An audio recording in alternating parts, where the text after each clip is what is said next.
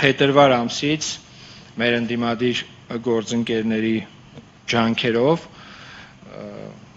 հասարակական տրանսպորտում ստեղծվեց մի անհասկանալի եւ ինչ-որ չափով նաեւ անկառավարելի վիճակ, որը հասցրեց մի կետի, որ արդեն ներկայիս 5 ամիսների ընթացքում փաստացի Երևանի քաղաքապետարանի կողմից, այսինքն Երևանի ավտոբուս ՓԲ, մետրոպոլիտեն, նաեւ էլեկտրական ավտոբուս ՓԲ-ների կողմից ընդհանուր հաշվով, ուրեմն հավաքագրվել է շուրջ 6 միլիարդ 30 միլիոն դրամ։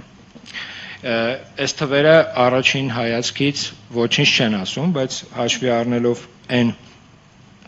պատկերը, որ մենք ունենք եւ արդեն պատկերացնում ենք, թե հետագայում ինչա լինելու, կասեմ հետեւյալը, որ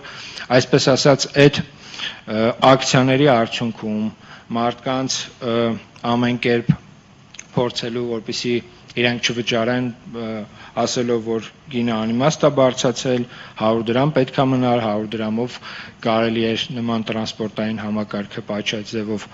սպասարկել։ Մենք հիմա ունենք մի իրավիճակ, երբ որ այս տարի Երևանի քաղաքապետարանը նախատեսել էր եւ հայտարարել էր, որ ձեռք է բերելու շուրջ 45 տրոլեյբուս, նախորդ տարի 15-ն էինք ձեռք բերել, բանից պարզվում է, որ արդեն այդ 45-ից 30-ը առնվազն հնարավորություն չի լինելու առնել, որովհետև թեր հավաքագրումները բերել է նրան, որ այդ գումարը որպես այդպեսին չկա եւ հետեւապես այդ 30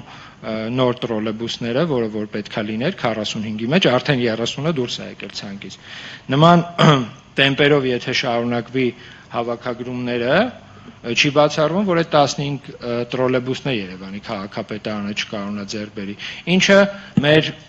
գործընկերներին, ընդդիմադիր գործընկերներին հերթական առիթ է իհարկե կտա ասելու, որ տեսեք, հայտարարեցին 45-ը, բայց ոչ այն 30-ը բերեցին, ոչ 15-ն են կարողանալու